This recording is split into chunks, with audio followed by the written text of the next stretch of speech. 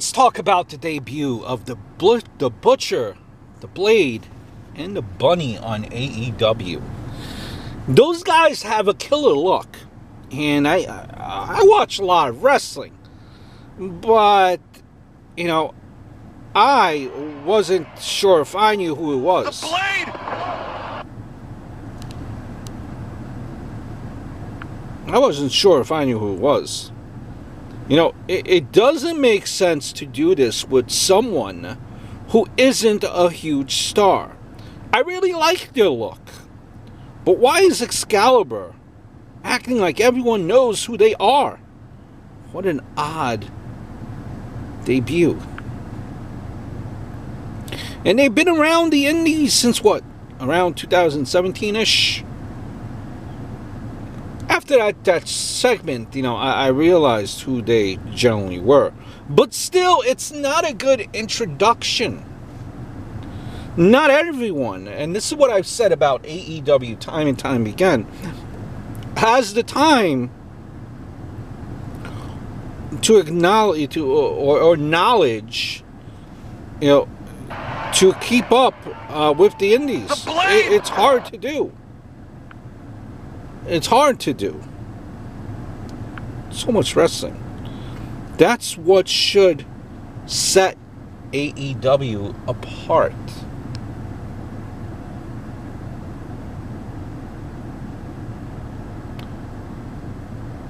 That's what should be done. And you have to introduce your talent.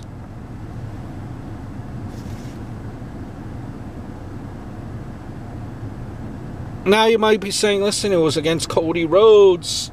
You know, the internet traffic went up. And I think he even spent some time in Impact, but his look has changed. But why do all the incoming wrestlers have to debut during a Cody match? They did that with Wardlow, as well with all other creative options. They've chosen to debut at awkward moments. Come on, get your debut straight. I don't get it. Oh, because Cody is the most over babyface, they need Cody to get them over. They've got other talent at their disposal, guys. Why don't they use the Jurassic Express, for example? Why did these non-established guys have to target Cody? I'd rather see guys like the Dark Order, whom we did get used to seeing on TV, even though their gimmick is really hard to get into. They could have benefited from feuding with Cody, and they desperately need a guy like Cody to help them get over. Meanwhile, these new guys should have got their feet wet first against mid-carders like Janela, All In, Allen. Allen, they said All In. Allen. Yes, I know. Come on.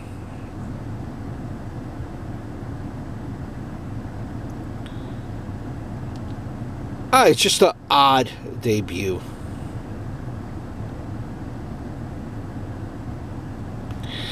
You know, it's just a part of me.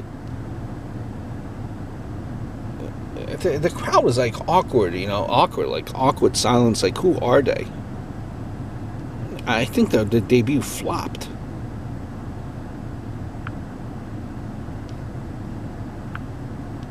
So, Braxton Sutter, Andy Williams, new gimmicks.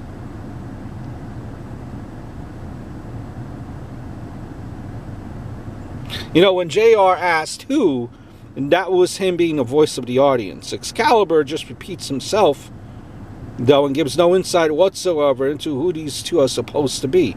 JR gives him a second cue by saying, we've never seen them in AEW before, have we? And he just refuses to do anything more than yell their names. I don't know, it's just weird. He does it every episode in pay-per-view.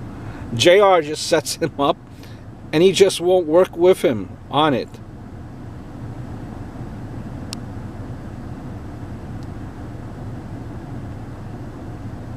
Yeah, the vibe I get. Listen, Jr. and Tony are, they're up there.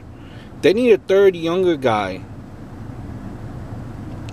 kind of like maybe to be like an antagonist, a heel, or familiar with like the younger guys and the indie scene, something to that regard. But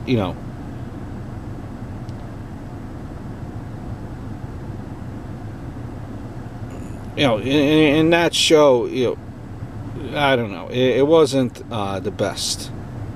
It wasn't at best, that episode from this past week. But that's just my aspect, my thought on the debut of this new faction here for AEW. Hope all is well. I look forward to speaking to you guys very, very soon.